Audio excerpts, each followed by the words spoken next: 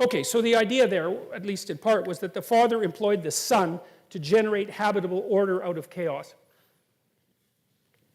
I also think there might be something more proximally true about that as well, too, because one of the things we do know, here's something that's cool about men.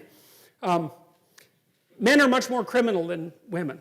And that, by the way, that does not look like it's sociocultural, partly because it peaks when testosterone kicks in around 14, like it just spikes the hell up, and then it stays pretty high until about 27. And so standard penological theory, for those of you who don't know this, is that if you have a repeat offender, you know, a guy, he just won't stop getting in trouble, you just throw him in prison until he's 28. And it isn't like you're rehabilitating him or anything. It's like by 28, he's done with his criminal career because the crime curve peaks at 15 and then falls down around 27 or so, it burns out.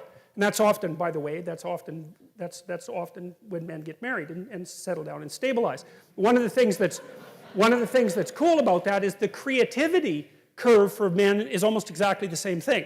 It ramps up when testosterone kicks in, and then it starts to flatten out around 27. The curves match very, very closely. So that's quite cool. It's the creativity element of it that I'm particularly interested in, because their creativity is, in many ways, an attribute of youth. And that's, look, I mean, if you looked at that sentence and you stripped it of its religious context, what you would say is that, well, the older people use the younger people to generate creative ideas and renew the world. It's like, yeah, that's what happens. And we also have no idea how many of the things that we discovered or invented as human beings were stumbled across by children and adolescents. You know, because they're much more exploratory. They're less constrained by their already extant knowledge structures, and they're less conservative. So, yeah, that seems just right to me. So, and right in an extraordinarily important way. Because it also means that if you're an actual father, one of the things that it means is that that's part of what you should be encouraging your son to do, right? Which is because the role of a father is to encourage. That is clearly the role. And to encourage is to say, well, go out there, confront the chaos of the unknown and the chaos that underlies everything, and grapple with it, you know, because you can do it. You're as big as the chaos itself, and, you know, do something useful as a consequence and make your life better and make everyone else's life better, and, you know, you can do it. And, man, that's the right thing to tell. That's the right thing to tell young men. And now, talking to young women is more complicated because they have more, let's say, issues to deal with, because their lives are more complicated in some ways. But that's definitely the right thing to be telling your son.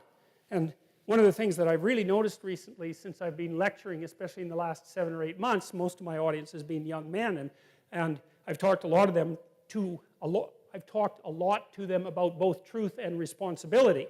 And I think that those are the two things that underlie this capacity. And there seems to me to be a tremendous hunger for that idea. It's not the same idea as rights, you know. It's a very different idea. It's the counterpart to rights. And so it's, you know, life is hard, it's chaotic, it's difficult, it's really definitely a challenge. And so you can either shrink from that, and no bloody wonder, because, you know, it's going to kill you. It's no joke, man. Or you can forthrightly confront it and try to do something about it. Well, what's better? And then you say to the person, look, man, you could do it. Like, that's what a human being is like. And if you just stood up and got yourself together, and you'd find out by trying that you can, in fact, do that. And I do think that that's a great core religious message, as far as I can tell, and I think that's deeply embedded in this sort of idea. One of the things I saw once was in Montreal. I was in this outdoor mall in Montreal on St. Hubert, and I saw this great big 17-year-old kid, you know, and he had a mohawk, and he was dressed in leather, and with, you know, studs, and like he was doing the modern barbarian thing, and he had it really down. And, you know, he was standing in the corner with 2 pink shopping bags, eh? So I was looking at him, and I thought, you know, if someone offered him the opportunity to drop those goddamn sleeping bags or shopping bags and go fight with ISIS, he'd be there in a second. Yeah. Right, because what the hell is some monster like that doing standing on the corner of St. Hubert holding 2 pink shopping bags?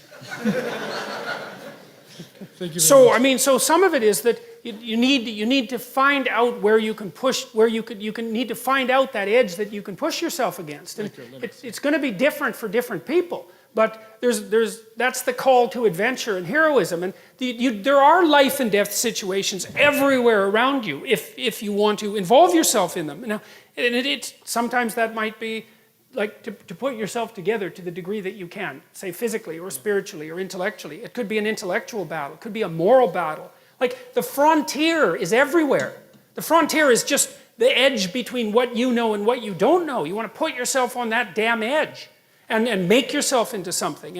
And you can retreat into comfort in the modern world. And I think that is a problem. You know, I mean, I've noticed that it's one of the pathologies of wealth, I would say, because one of the problems with being relatively wealthy if you're a parent is that you cannot provide your children with necessity. And that's a big problem because they need necessity to call them into being. And, you know, if you don't have a lot of material resources and your children ask you for something, you can say no because no is the answer. It's like, no, we can't do that.